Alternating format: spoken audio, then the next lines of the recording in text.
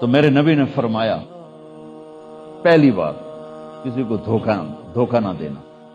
تجارت میں فراڈ ہی فراڈ اور دیانت ہی دیانت ہے، دونوں چیزیں ہیں. ذمہ داری میں فراڈ ہو ہی نہیں سکتا. تو آپ نے فرمایا حفظ امانت، کبھی کسی کو دھوکہ نہ دینا. کہ نماز چھوڑنے پر آپ نے کہا اس نے کفر کیا جس نے نماز چھوڑی، لیکن دھوکہ دینے پر آپ نے کہا جس نے دھوکہ دیا میری امت سے نکل گیا، اس کو امت سے نکال دو. من غش فلیس منا، جس نے دھوکہ دیا میری امت سے نکل گیا. تو میرے نبی نے فرمایا پہلی بات کسی کو دھوکہ نہ دینا. تجارت میں فراڈ ہی فراڈ اور دیانت ہی دیانت ہے، دونوں چیزیں ہیں. ذمہ داری میں فراڈ ہو ہی نہیں سکتا.